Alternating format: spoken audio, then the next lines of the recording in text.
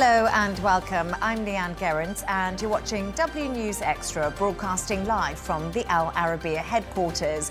These are our top stories. Trump's special envoy Steve Witkoff and US Secretary of State Marco Rubio meet EU leaders in Paris for talks on Ukraine. The Trump administration stands firm as Democrats and judges call for the return of a Salvadorian national.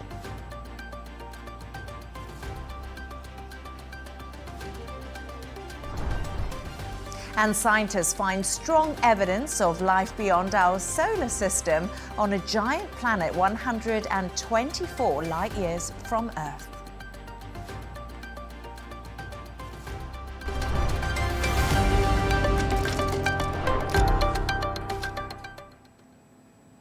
To our top story, and President Donald Trump's special envoy Steve Witkoff and US Secretary of State Marco Rubio have met EU leaders in Paris to discuss ending the war in Ukraine.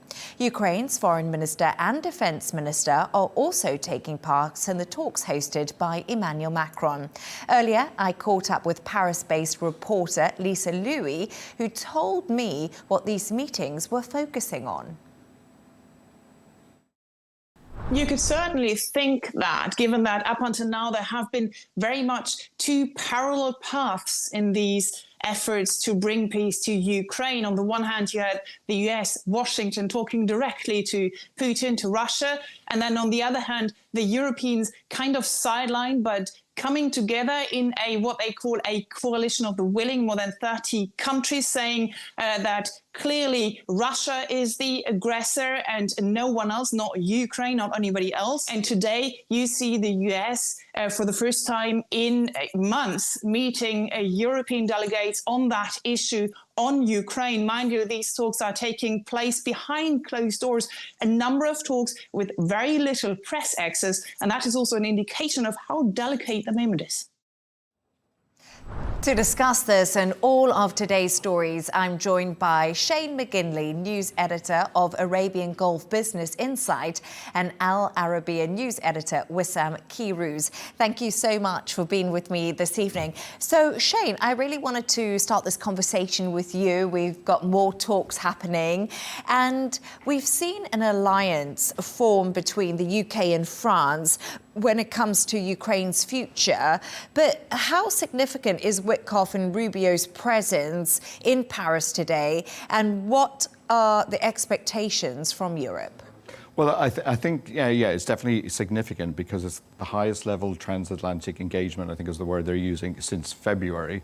And obviously, in that time, we've seen the sort of famous Oval Office fallout between Zelensky and Trump. So I think it is significant that we're back in talks, and we've had a lot of talks about different countries lately, and I think this one is kind of the significant one that we want to see progress.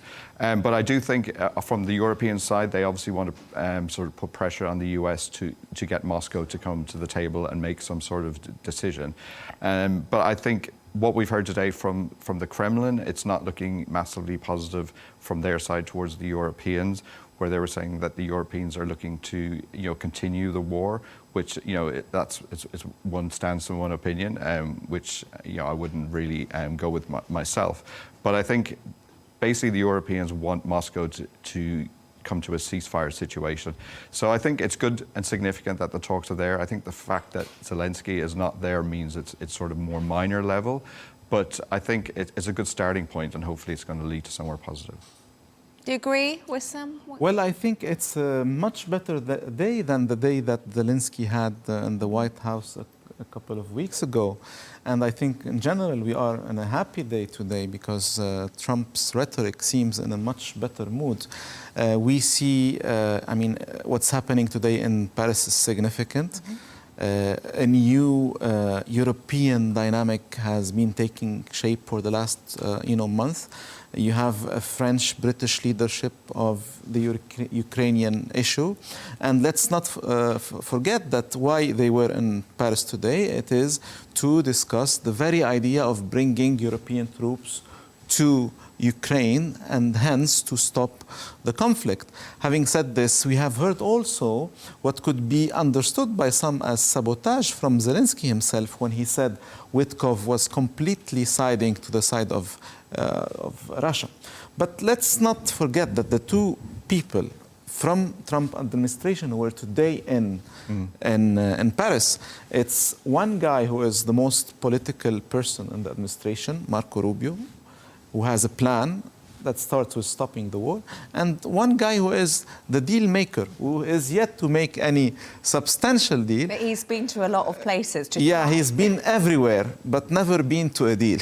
Yeah. So you're not confident that there's going to be really anything come out of this in terms of... I think there is a certain bigger image taking shape. Yeah. We see Trump on a better mood. We see the most Trumpist of the Europeans in the Oval Office today. You have seen Meloni there also talking nice. Trump saying today we're going to have a deal 100% with European on the tariffs.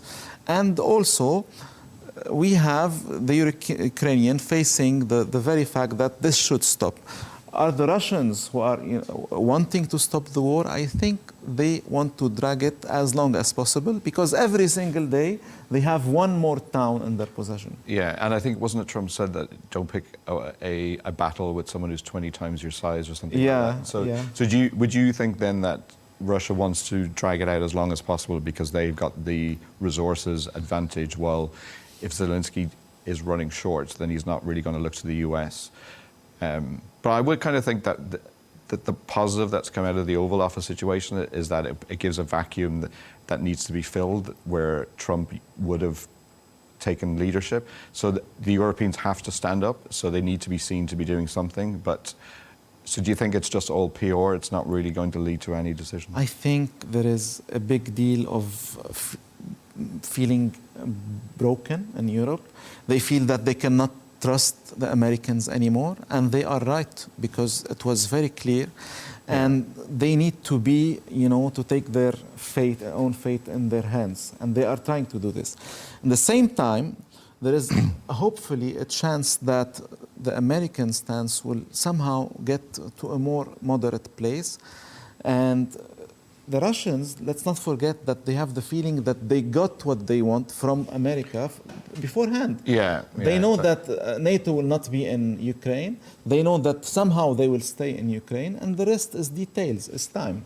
And I think there might be a sort of a feeling from the European side that they want to be seen to be the ones that are solving this problem without the Americans, because if Trump is not engaging in it, if they can be seen to be adapting and solving this problem, then I think that may put the Trumpian ego a little bit askew, and then that may bring him back into the table. That's purely just my thinking of the situation. The Trumpian ego is getting a boost next Thursday because he's finally signing the minerals deal. Yes, indeed. And do you remember what happened when that minerals deal was meant to be signed? We saw that massive showdown, didn't we, in the Oval Office? But you actually mentioned Meloni. She's over right now meeting Donald Trump. She's a close ally of Trump. She went to his inauguration, the only European leader who did. And she was saying in this meeting today, together we can build peace in Ukraine. So is she the olive branch that Europe needs right now?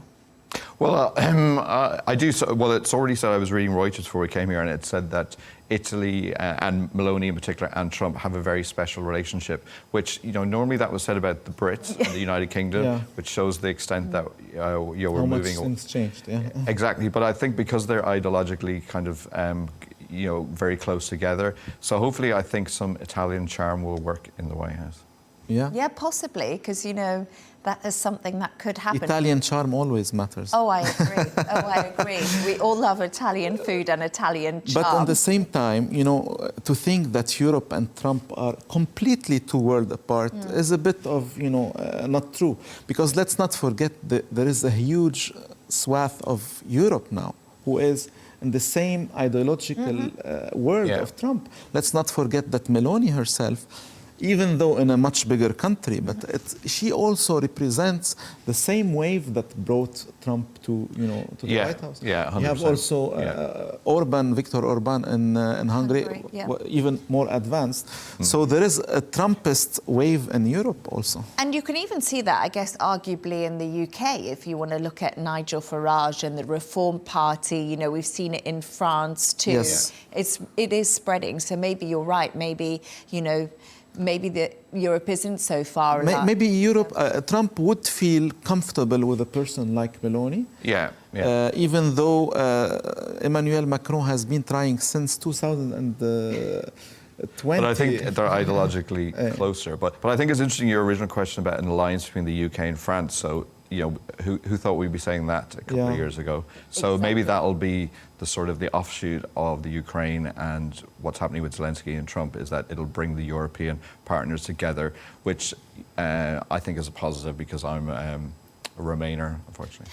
I was going to say, maybe Brexit will be forgiven, but we're going to move on now, because Brexit was mentioned a lot. If you ask the British people now if they want, if they are remaining or leaving, I think it's very clear. Every time we mention Brexit even changes the subject. So I think if I need to do that in future. I always get a little bit scared of that word. But anyway, we're going to move on to another story now. And the White House has said a man who officials have acknowledged was wrongly deported to a prison in El Salvador will never live in the US again. Kilmar Ábrego García was transported to Central America from Maryland after being accused of being a member of the banned MS-13 gang, a claim his lawyer has denied. During a White House press conference, the mother of a Maryland woman whose daughter was murdered by an alleged illegal immigrant from El Salvador spoke to reporters. Rachel Morin died at the hands of Victor Martinez Hernandez. Here is what she had to say. Why are we not protecting the American citizens? It's just common sense. Why are we not protecting our children? And to have a senator from Maryland who didn't even acknowledge or barely acknowledged my daughter and the brutal death that she endured, leaving her 5 children without a mother and now a grandbaby without a grandmother, so that he can use my taxpayer money to fly to El Salvador to bring back someone that's not even an American citizen. Why does that person have more right than I do, or my daughter, or my grandchildren? I don't understand this. Wissam, let's start with you. Obviously, that was incredibly moving to hear from Patty Moron when she was speaking last night, right there with the press secretary. However, some critics are arguing that these two cases, the case of Garcia and the case of what they were speaking about here, are just worlds apart. They're not even related. They are not even from the same country. Even though the story, the testimony that we heard is heartbreaking, it is really very touching. But at the same time, this is a very old populist trick, bringing a very touching story in order to inflict a certain, stigma on a whole population. And it serves the purpose for a certain rhetoric within the Trump agenda, which says that there are plenty of criminals within those people, the immigrants, as simple as that. And it comes very, on spot. Unfortunately, people are aware that, this is only a way to play politics. And this is very unfortunate, in my opinion, to use this kind of story. And I don't know what you think about this, Shane, but we know the Trump administration used the Wartime Alien Enemies Act to deport these migrants, but some US judges are continuing to threaten legal action against the US government. Yeah, completely. And the Supreme Court has weighed in on this, and usually you consider the Supreme Court to be sort of on Trump's side on everything. But this shows that they do kind of make independent decisions. But I think Yeah, I was just reading on Reuters again just before we came on air, and it was showing that the Trump administration was appealing efforts by some judges to investigate whether government officials had defied their rulings, which I think that does seem to be the case, because it has been said that this was an administrative error, I think is how they class it, which, that's, administrative error is, the staple have gone missing or something, but this is, somebody's life that you've got in their hands. And also, I think it's very tragic to watch that clip of that mother, but I think what would have been a lot more damning is if they'd had evidence to back up their claim that he was part of a gang, which doesn't seem to, I was Googling a lot of that and I couldn't really find, if they've raised any kind of evidence on that. So I think it just doesn't make the whole effort credible. But unfortunately, this guy has become the poster boy for the immigration effort in the US, which... It's completely counterproductive, because there is a gang problem. There is a huge gang problem. There are thousands of people who are dying, not in America specifically, but in the whole Mexico, Central America, related to these gangs.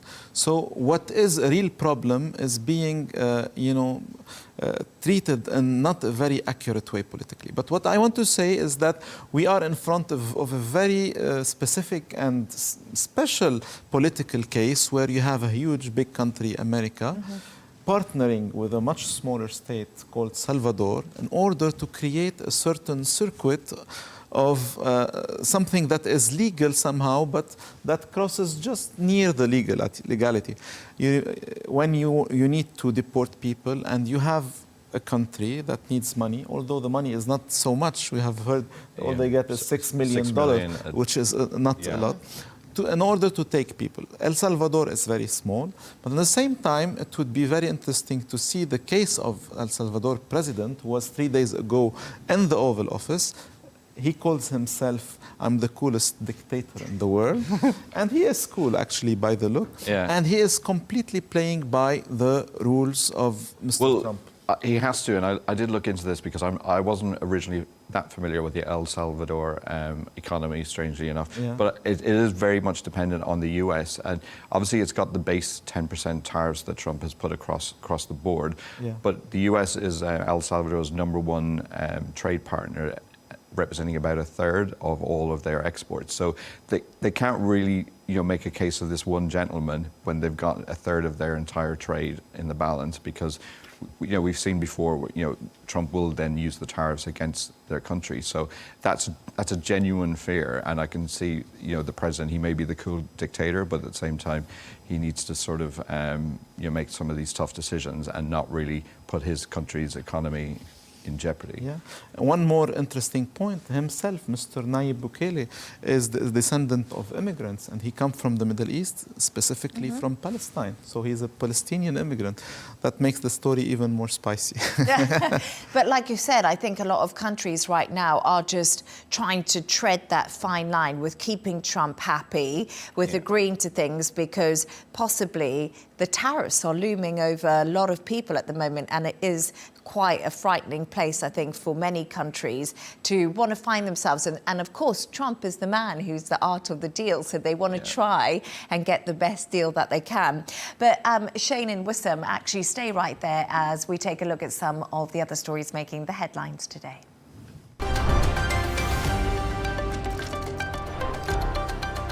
And Italy's Prime Minister Giorgia Meloni has travelled to Washington for talks with President Trump. She's the first European leader to visit the White House since Trump introduced and later paused the 20% tariffs on the EU. Around 10% of Italy's exports go to the US, making the country extremely vulnerable. Israel says it has struck a Hezbollah infrastructure in the south of Lebanon overnight. The military says it will continue to stop attempts by the Iran-backed group to build or establish a presence. The strike comes despite a fragile ceasefire agreed, and that was last November. A Tesla whistleblower has won the latest round of a long drawn-out court battle against Elon Musk and his company. In 2014, engineer Christina Balan lost her job after raising safety concern about a design flaw that could affect a Tesla's car's braking ability. Balan won a wrongful dismissal case but continues to fight a defamation case after Tesla claims she used its resources for a so-called secret project. And finally, a sloth at a British zoo has undergone pioneering dental surgery to cure its toothache. Rico, the two-toed sloth, required surgery after 2 root abscesses caused swelling on its face. The 25-year-old animal is believed to be the first sloth to have an operation of its kind. Well, I hope the sloth gets better soon.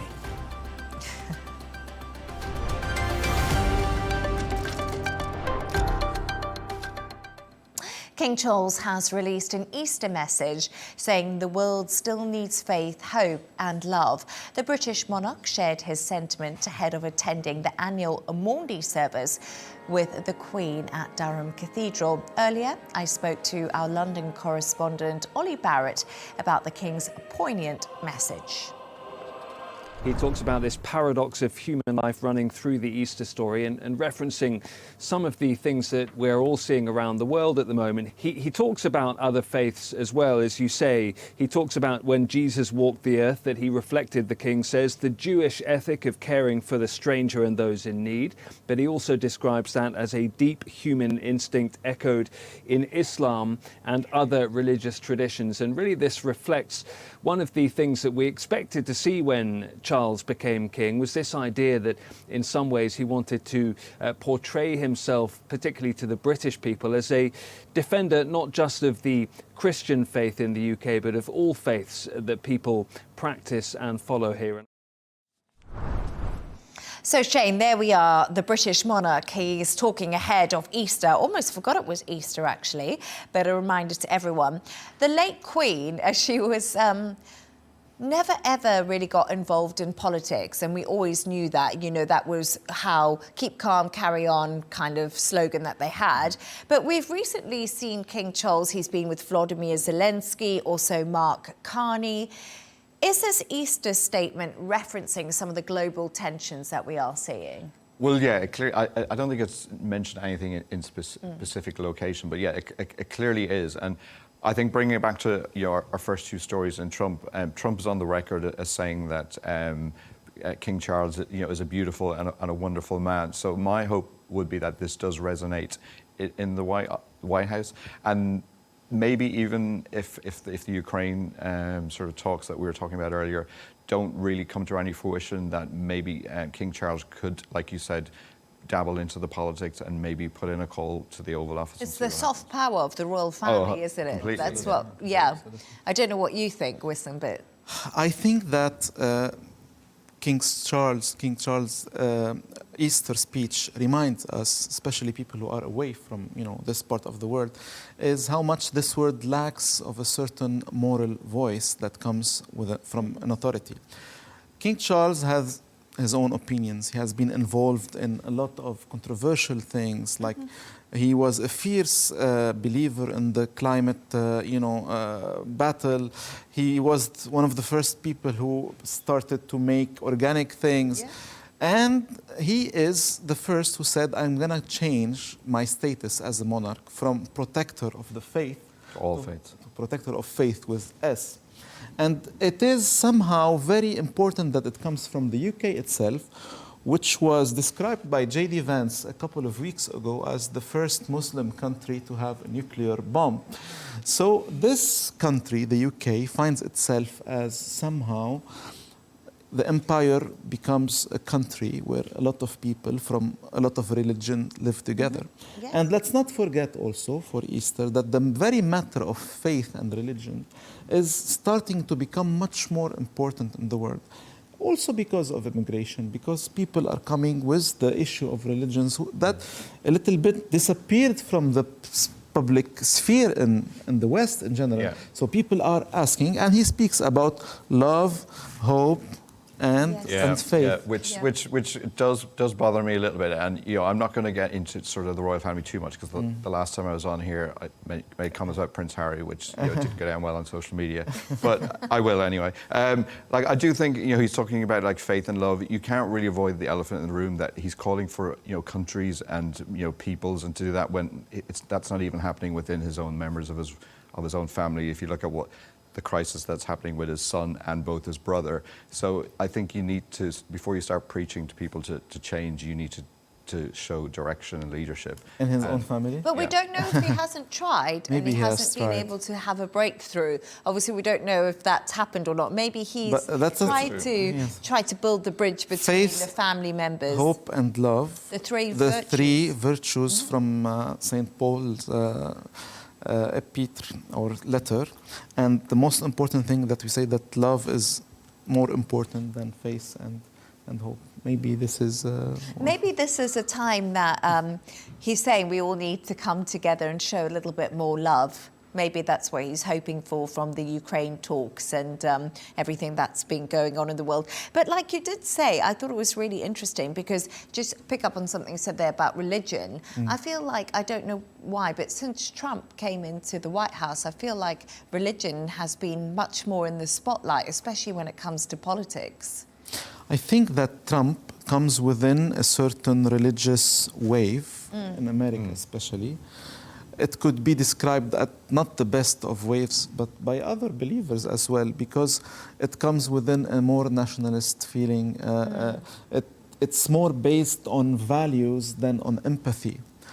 Whether that what King Charles is advocating now is more based on empathy, on inclusivity. And I think that what King Charles' message is today is closer to the core of the religious message that is Christianity. But at the same time, yes, the issue of religion is coming big time. It's used in politics everywhere. Yeah. People from many religions have to live together. There is no purity anywhere in the world, including in America. People have to start, thinking that people have to live together despite their beliefs. How much of it with Trump do you think is genuine, or is he just weaponizing religion to appeal to his voter base? There are two theories, okay? First theory says that Trump believes in nothing, okay? Even though when people from evangelical churches used to come to bless him and to pray with him, it's written in a book, in one of his aides' book, he used to say when the people leave, what are they doing? It's like, he believed in nothing. But I heard from sources who actually are very familiar with, surroundings of the White House, that after he had the incident, the assassination attempt, he started to have real messianic feelings, and he felt that he was saved somehow, and that he has a mission. So basically, both theories are valid. Yeah, and obviously King Charles has had his own health battles recently, so they're probably all having, what's the meaning of life? Yeah, that's true. And both feel chosen as well. Yeah. But stay right there as we take a look at the top business news now.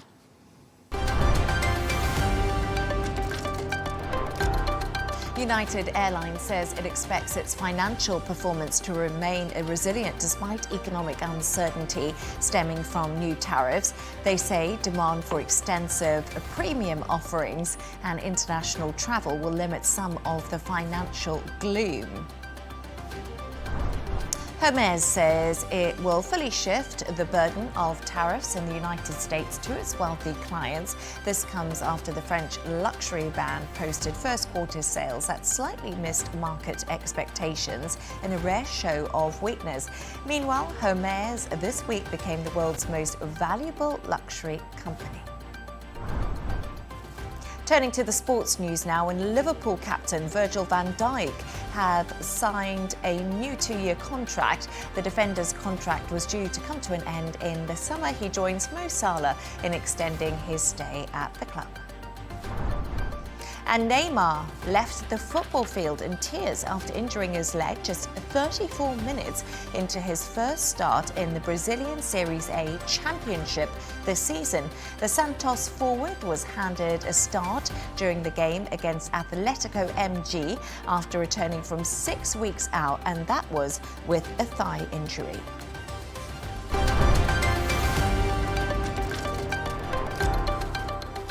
Scientists say they found strong evidence that shows signs of possible life beyond our solar system. A Cambridge team studying the atmosphere of a planet called K2-18b has detected molecules which on Earth are only produced by simple organisms. Earlier, astrophysicist Chris Linnott gave me his reaction to the discovery. This is not an Earth-like planet. Even in the models used by the Cambridge team, it's got a thick atmosphere, it's a bit smaller than Neptune, and it maybe has deep down a water ocean. Other people say that actually the planet's a magma world with lava on its surface, or perhaps just a small and compact version of, say, Uranus in our solar system. So there's a lot of debate about what this planet is. There's a lot of debate about whether this signature is real, whether they really have seen this chemical. These observations that came out today back up previous results that also hinted at the possibility that DMS was there. But it is controversial, and lots of other experts will want to get their hands on this data and reanalyze it. Wissam, do they live among us? Do these findings show that aliens are real? Aliens are real. We are the aliens for other people. I always thought of myself as a space cadet, aliens. sometimes. Not quite an alien. Actually, it's quite interesting about this discovery is that maybe some form of life is germing somewhere in the universe, but real life exists here on this planet. I always say that one day we'll go to Mars, and it's going to be very boring. And, this dream about going to space, so this planet is very far from us, so that by the time we reach there somehow, and we really don't know how to reach, because this is the main problem. We know that maybe there is life somewhere, but we just can't go there. So my personal theory, if it is possible to say it, is that life could be there somewhere, and it's us. I mean, if somehow we manage to break the barrier of space and time, as described by relativity, the other people could be us in a certain discrepancy of time and space. So we are the aliens, maybe, and somehow maybe those aliens who are us can communicate with us. We are just very far away in time and space. Interesting theory. I don't know what you make of this, Jay. Well, it got me thinking, and I definitely do believe in aliens, for starters. I'm totally on board with the X-Files and the truth is out there. But it's interesting you use the Alien Act, which was what Trump's administration is now using against immigrants in the whole El Salvador chat. So I'm kind of thinking, we can't even get on amongst our own sort of countries on this planet. So if we're going to go to Mars, that just seems slightly ridiculous to me that, we'll be the aliens going over to another planet. So what's going to happen then? Is Trump going to put 10% tariff on K2-18b, possibly? It depends if Elon Musk is the guy who takes us to space or not. Well, I think if he's also cutting down on US government bodies, NASA's probably going to be in the firing line. So is that funding going to sustain the Trump administration and the 4 years? I don't really know. But let's face it, space is becoming fashionable again. In the 60s, in the 70s, it was the dream of everyone. Go look to in the songs and the pop culture of the 60s, and 70s.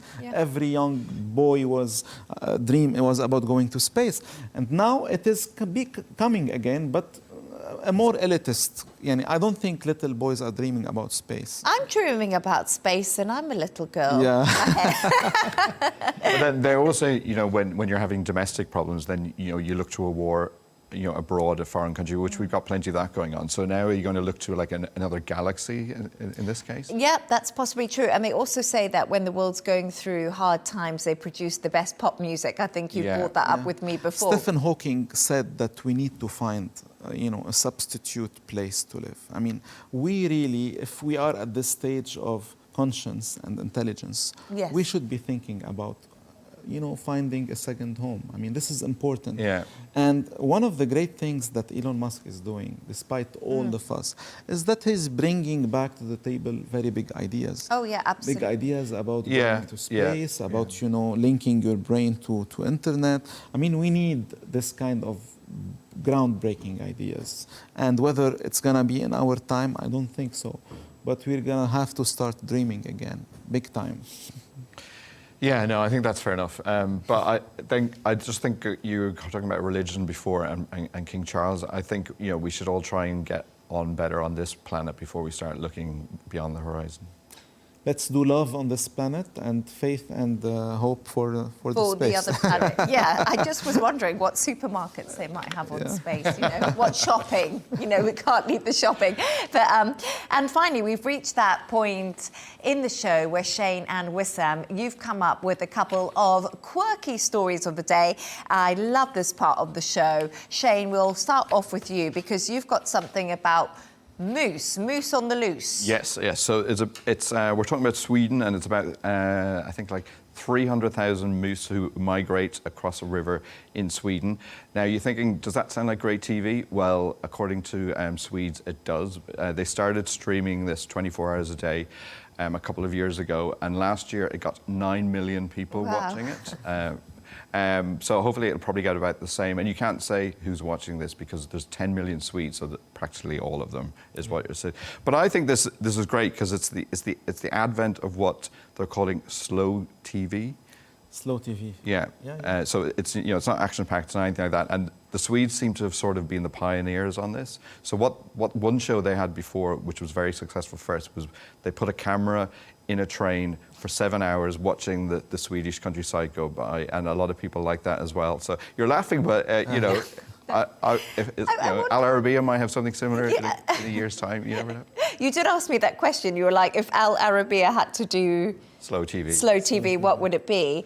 I don't know. I was having a bit of a think, and we were talking about this earlier, and I was saying maybe the Burj Khalifa. You know where the fountains are? Yeah. Just to have the camera on that all day, I think would be absolutely spectacular for people around the world to see. Yeah, or to see some beautiful spot in the desert, for example, where things are, the birds are coming. Yeah, that's true. But in the same time, slow TV is a trend. Oh, yeah, 100%. My family, they watch a show on YouTube about a family in Azerbaijan. Old woman, old man, married couple who cook all the day and just go about their lives. Yeah, they get the eggs from the hen. And it is, 24 hours videos where you see real life in the countryside. I think we need this. I think it's an antidote for the cruel lifestyle we are all having. I wonder if people find it relaxing just to watch something that's sort of over and over again. But instead of watching it, go do it, maybe. This is what we should do. Well, I think you kind of project onto... I went to the Maldives for Eid, and I went snorkeling, and I kind of found where I was like staring at these tiny little fish and just making up like a soap opera of what was going on. So I think I think people look at these moose, and then they're kind of like looking, where's the family group, what's the dynamic, who's falling out, who's not, and who's moving forward. So I think it's just everyone's looking for a kind of a nice story, and then switch your brain off and relax. Yeah. Oh, I like that idea. And you've got something about the Titanic, and it's the 113th, is it, or 113th anniversary of the We have the story of a Danish young man. He's 27 years old. He was there. He unfortunately died on the Titanic, and his family got hold of what was his pocket watch. Okay. And after many generations, they decide to sell it. It's put on auction for £50,000, which is not a lot. I guess the price will be much more. Yeah. And if anyone would like to get a piece of the Titanic or the story, and the perfect piece, because the watch stopped exactly at the same where it all sank, and it's story of one of the most fascinating, event, and it still captivates our imagination. And we still have a lot of untold stories about the Titanic. Like, for example, the untold story in the movie, which drives our imagination about the movie, when we see all the Irish people dancing and drinking in the third class. I have information that 400 to 500 people on this ship in the third class were from Lebanon. Oh, wow. And they were probably drinking something else and dancing a completely different dance before becoming less famous in history than their Irish counterpart. Would you spend 50 grand on a Titanic Would I? No, I wouldn't. I don't know why I'm saying no, but I just don't think it would be something. But I was just thinking about that, because if it was like a watch from my family, I don't think I would ever want to auction it off. This it's is a little also bit very sad, valuable. isn't it? Yeah. It's in the UK, I think. Maybe it's just cost of living has gotten to that point where they have to sell the family jewels. But So- I think I would spend it because it's going to go up in value, because Titanic has been around, like you said, 113 years. Yeah. It's only going to get bigger. There's now a museum in Belfast. So I think the whole Titanic mania, even though it's been a while since the film, Titanic 2, we're due that, at some point, I think. Yeah. Oh no, I was so in love with young Leonardo DiCaprio. They can't ever replace him. He's still young, by the way. Yeah, they can't make a Titanic 2 remake, because I just feel like Leo, all of us young teenage girls were just absolutely it's a movie amazed. that captivates our imagination. Yeah. And it's part of what makes us, one people, because we all watch the movie and we all have memories with that movie, and somehow a human culture thing. So we have to be very grateful for these movies that make us feel the same way about people like Leonardo and Rose. And Rose, And Kate Rose, Winslet. Yeah, but maybe if you get that watch, we could all have a look at it one day in the studio. Yeah, hopefully. Yeah, hopefully. But thanks so much to today's guests. Shane McGinley, news editor of Arabian Business Gulf Insight, and Al Arabiya news editor Wissam Keyrouz.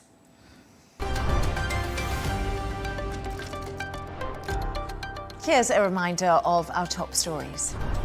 Trump's special envoy Steve Witkoff and US Secretary of State Marco Rubio meet EU leaders in Paris for talks on Ukraine. The Trump administration stands firm as Democrats and judges call for the return of a Salvadorian national.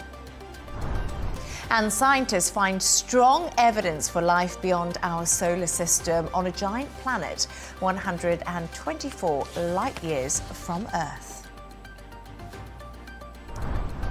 And that's all from us on W News GNT with Tom Burgess-Watson. That's coming up next, followed by The Dressing Room. Goodbye and thank you for joining us.